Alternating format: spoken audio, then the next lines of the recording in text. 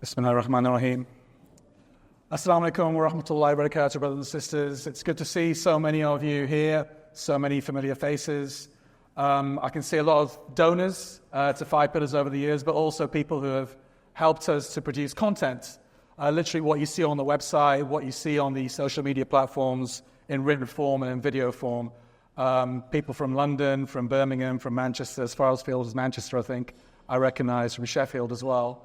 Inshallah, I look forward to getting around to chatting with as many of you as possible later on. Brothers and sisters, over the next 10 minutes, I'm actually just going to try and quickly tell you the story of Five Pillars, I guess. We started, it was basically an idea in my head in 2013. By that time, that's how it started. And today, without bragging, I would actually claim that it is probably the most important Muslim English language news platform in the world. And we've achieved that in about 10 years. I started Five Pillars with Dilly Hussain, having already been a working journalist for many organizations for around 15 years at that time. But I was a frustrated working journalist, having felt that I wasn't really serving my community or my faith through the journalism that I was doing. I'd worked in local newspapers, then the mainstream media, then the Muslim media here in the UK, and also international state media in the Middle East and then back in the UK. But I still felt that I wasn't really serving my faith or my community. I was always implementing someone else's agenda, whether that be an individual, a media mogul, or a state, or perhaps even a sectarian interest. And that's basically why I decided to launch Five Pillars. I felt that the community was under attack from warmongers, from the Zionists, from the liberals that were trying to change our deen and make the haram halal, and also from the government, but nobody was effectively defending the Muslims or Islam. So my vision, I guess, was for a quality platform that would do what I call Islamic journalism. Now, what do I mean by that? I mean a platform whose red line is not the whims of a state or a media mogul with an agenda or a sectarian interest. The red line for Five Pillars is Quran and Sunnah.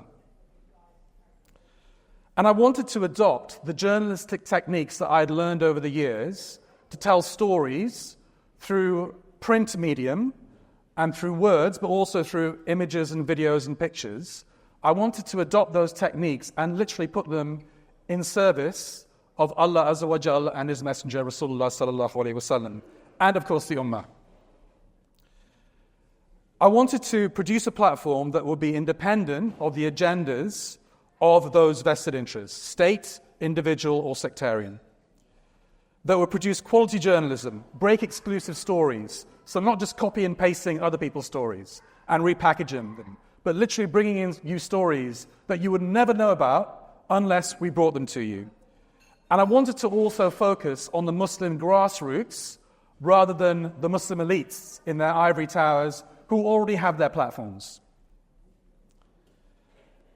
And finally, I wanted to produce something with journalistic integrity, with a commitment to strict editorial standards, a commitment to truth-telling, to accuracy, and to fairness. But Five Pillars just started out as a labor of love. I think I paid a website developer out of my own savings about £1,000. And alhamdulillah, I made that £1,000 back through donations within a month. Because right from the beginning, we were getting traction and people were watching us and listening to us. But for the first 5 years of Five Pillars, Dilly Hussain and myself, we worked in our spare time. We didn't make a cent out of it. It was literally a labor of love while we were working full-time elsewhere. And to be honest, it's been a long and slow road at times, mainly because we've refused to sell out. And I want to emphasize this point. We could have, once we started to gain traction, we got offers. We got offers from states, from people with vested interests who wanted to offer strings-attached money to us. And I don't know where Dilly is, I can't see him, but we could probably be reasonably well off guys by now if we'd taken that money, but we didn't, because Why would we do that? Why would we be doing something that everyone else is doing anyway? We wanted to do something unique, and we wanted to put Islam, Rasulullah, and the Ummah first. So because of the fact that we've stayed true to our principles, the editorial growth that we've seen over these 10 years hasn't really been matched by our financial growth. That said, I think it's not an exaggeration to say that we have become a British Muslim institution in the last 10 years, and we're a household name amongst British Muslims all over the country. And we're also a strategic asset for the Ummah itself. A small minority of Muslims, of course, perhaps those that have been on the receiving end of some of our exposés, they call us the Muslim Daily Mail. I'm sure you've heard of that expression. That's not an insult to me, because, all right, I hate the Daily Mail like you all do. Editorial is disgusting. But the Daily Mail serves its target audience very well. And it reaches millions of people, hundreds of millions of people. We need to be in that situation. Muslims, the Ummah, needs that. It needs a website and a media platform that is read, that is accessible, and that is read by millions of people and watched by millions of people and reaches millions of people. There's no point producing content that no one's going to watch or read, that only academics are going to access. We have to reach the awam. And we do reach tens of millions of people every single month through our various platforms. We regularly break stories that you'd never have heard of if it wasn't for 5 pillars. We don't just copy and paste and repackage like many other Muslim organizations do without naming names. We give a voice to Muslims who otherwise would never be heard. And through our podcast, especially Blood Brothers, which Dilly likes to say is the best Muslim podcast in the world. I think he's right. I didn't always agree with that, but now I do. And now Robert Karcher and I have launched Muslims Uncensored quite recently as well. And through those podcasts, we try to break down the news for you, to explain the why behind the news, and make it understandable and to expose those hidden agendas. So in 10 years, brothers and sisters, I think we've won the trust of the Muslim community. Myself and Robert especially, we travel all over the country, and we feel the love from the different communities all over the country. We feel that love. We don't really have to look for stories anymore. They all come our way. And there are so many stories that are coming our way, we can only do a fraction of them because we have such a small staff. So, unfortunately, we do miss a lot of stories that we should be doing.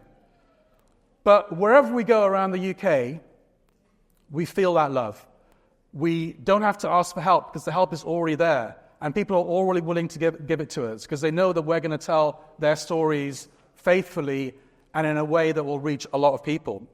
And abroad as well. I went to the Islamic Emirate of Afghanistan a couple of times a few years ago.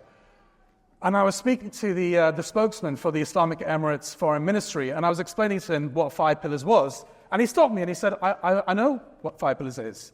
I'm an avid reader. I'm an avid watcher. So that kind of stopped me in my track. But of course, brothers and sisters, we have also had a lot of blowback.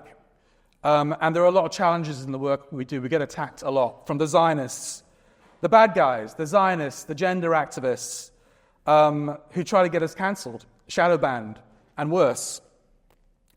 We even had to give back a COVID journalism grant a few years ago when Dilly Hussein went to outside Prophet Lut alayhi salam's cave in Jordan, I think it was Dilly, and he explained the orthodox Islamic position on LGBT issues in a very factual way, a non-hatred type of way. But because of that, we had to give back £3,000 of a COVID grant because the Daily Mail exposed us. But I tell you what, brothers and sisters, we give that back 10 times over because we will not compromise on our deen. And of course, Michael Gove, 1 minute left, wow. Michael Gove tried to out us in Parliament. I'm just going to rip up my script now and go right to the end. Brothers and sisters, forget the mainstream media. It's there to exploiters and manipulators. Do not be naive and have any faith in it whatsoever. Also, don't put too much faith in the bigger media organizations like Al Jazeera or TRT. They do a lot of good work. They definitely do a lot of good work. But ultimately, their allegiance is to the state of Qatar and Turkey, not to Allah and His Messenger. We need our own institutions that are only beholden to those red lines that I mentioned.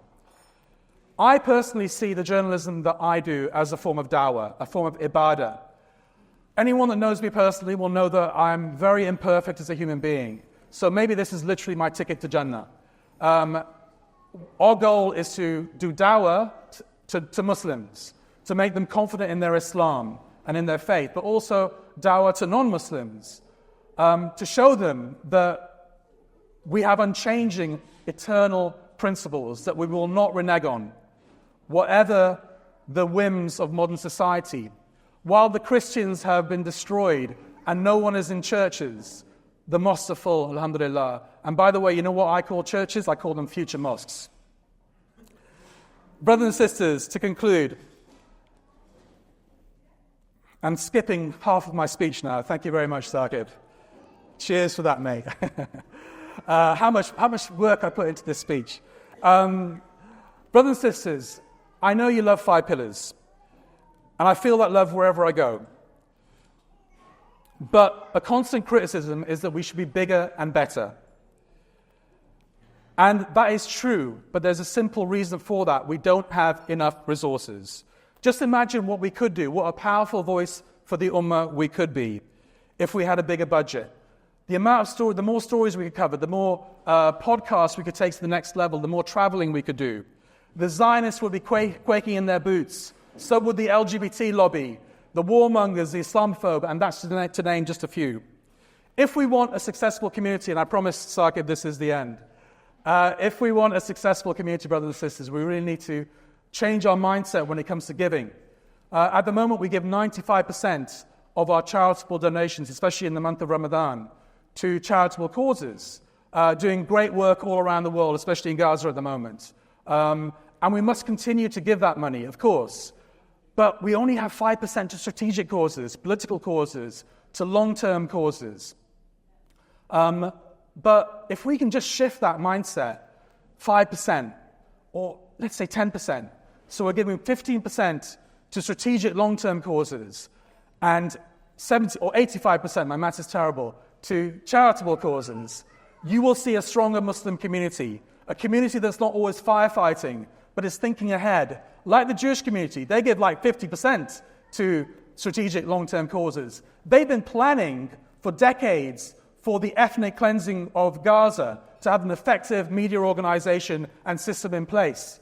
Where is our preparation for the liberation of Palestine? Nowhere to be seen. I'm going to skip so much that I wanted to say just for the reason of time, and I will conclude by saying that inshallah, it is my sincere wish that I work on 5 pillars till the day I die. I'd do it for nothing, but I'd much rather do it with a big budget. No matter how the kafirun dislike it, no matter how upset the Zionists get or the LGBT lobby get, the liberals, the Islamophobes, and the warmongers. And of course, with Allah's permission, bi-idhnillah. Jazakallah khairan. Thank you very much.